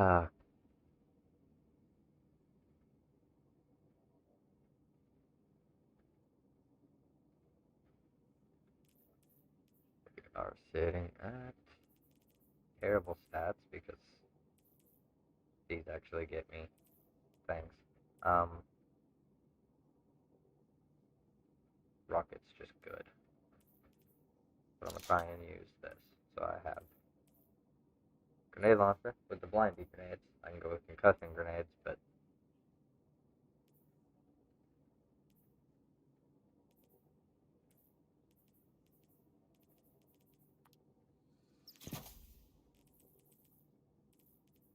key thing here. This thing has Velocity Masterwork, which puts it to where it's going to be almost maxed out velocity. It looks alright. Can I make it look cooler? Nope. It's got Techno Fusion just on it base.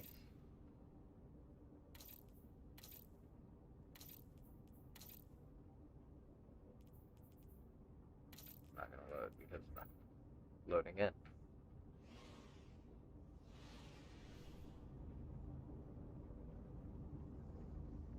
What time is it?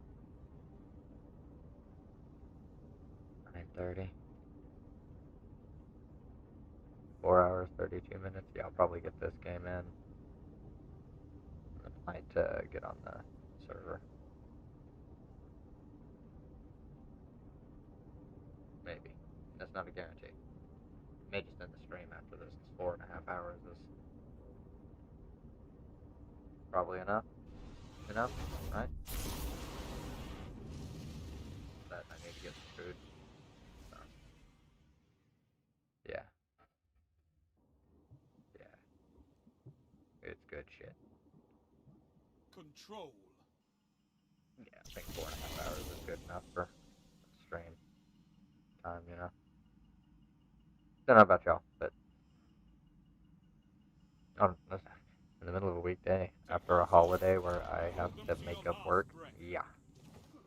My day is pretty big tomorrow. Zone A. Enemy claims Zone C.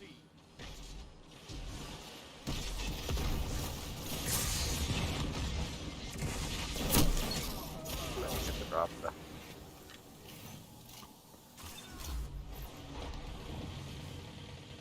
The rest. Enemy claims Zone B. Enemy has stolen bomb.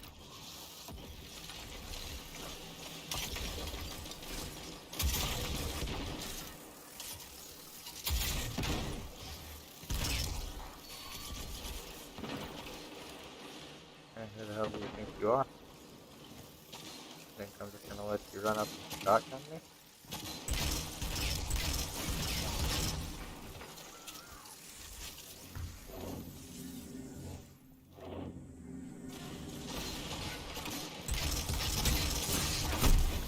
No, it's the exercise. Hey, God, fuck, Grace, no. You did it. God damn it, didn't creep on me, no. We need to get a lot of people on here right now, and like 2 people to go and super that, like instantly.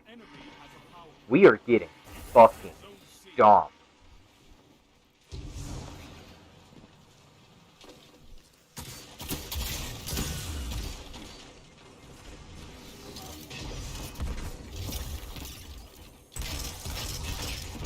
That's Jotun. I should have already been fucking running. But, you know, can't do everything. Zone advantage is yours. Trying. I'm playing as hard as I can. Trying to do this shit.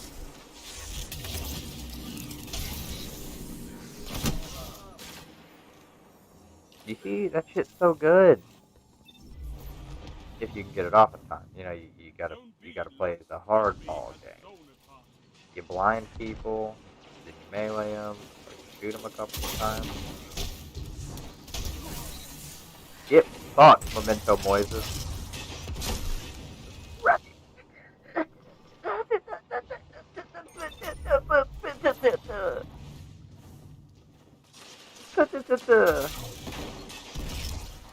Get fucked, Irito. Or not Irito. Whoever the fuck is using Jotun. You have advantage.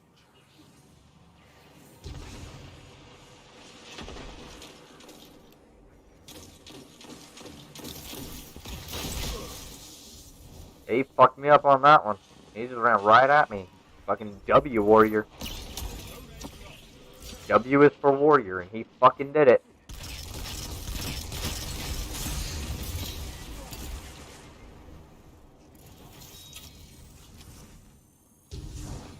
You don't really expect to get someone with the melee.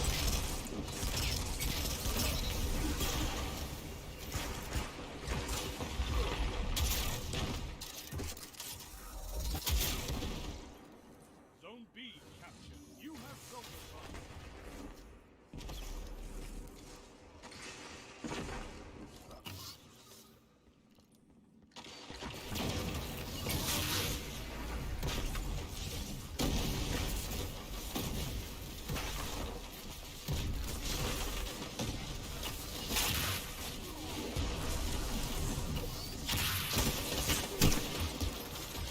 Oh my god.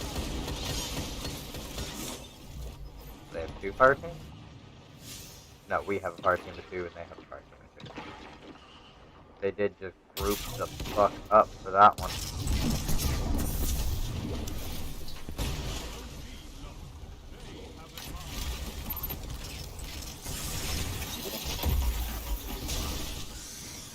was a bad move. I did not want to do that.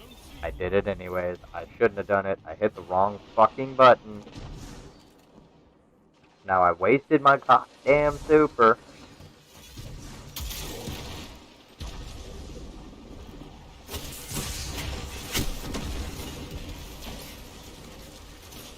How are they firing so fast? My gun is not firing that fast. The 150 should be firing just as fast. Oh my god! No, you didn't spawn you up, you're gonna be getting shot immediately.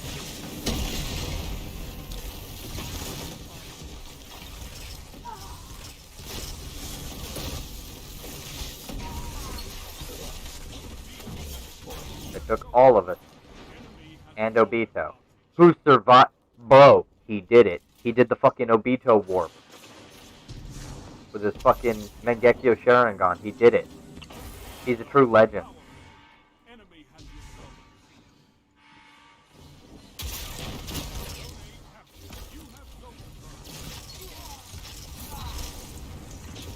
Fuck you, use a different gun. Fuck you, use a different gun.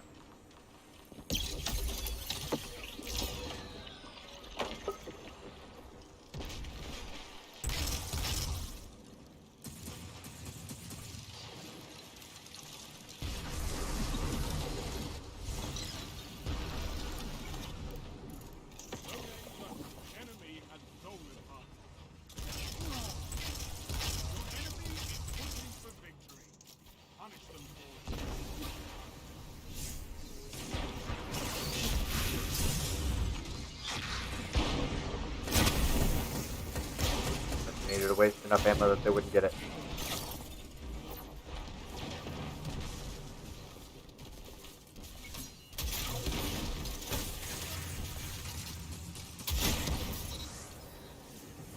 Yep.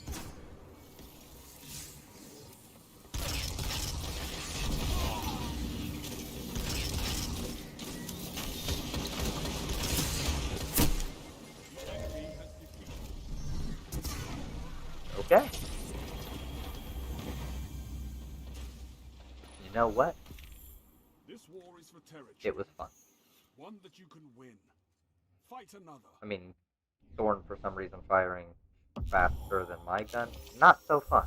But overall, the match was pretty fun. You know why? I didn't see so many shotguns.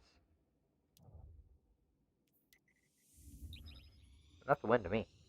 If I'm not having to encounter people running at me with a fucking shotgun, I'm good.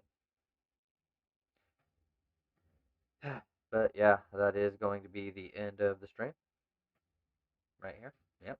I'm gonna go and get my rewards and shit. I'm gonna go throw something in to eat.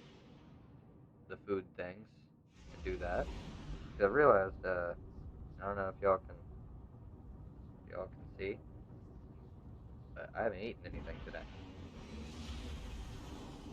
And that's not good. So I should do something about this. Thank you for tuning in. You know, hopefully you enjoyed the content, as it were. If you missed the beginning of it, me shitting on Jimmy Dore and Jackson Hinkle, and for their dumb logic, I will summarize it here. Essentially, Jackson Hinkle, who supports Jimmy Dore, is arguing that AOC has dropped her support for Medicare for All because she hasn't tweeted about Medicare for All recently, when her tweets have declined overall as a general trend because she's not in election season and she's working. And so to use their logic, well, a more consistent chain actually, Jimmy Dore and the people who currently still support him dropped support for Medicare for All when he pivoted on and supported Tulsi Gabbard and immediately made defenses for her public option plan. Thank you, Ian. And yeah, so when he made excuses for her public option and said it's still Medicare for All when it's not, it's not exactly what Medicare for All is. That's the specific proposal. Yeah, now he just cynically weaponizes Medicare for all when Tulsi lost. So don't let him get away with it. Don't let him get away with it. Point it out. He supported Tulsi, who didn't support Medicare. She jumped ship from Medicare for all to support a public option style plan, and he endorsed her over the Medicare for all candidate. And now he's using Medicare for all as a weapon against progressives. I don't get it. But yeah,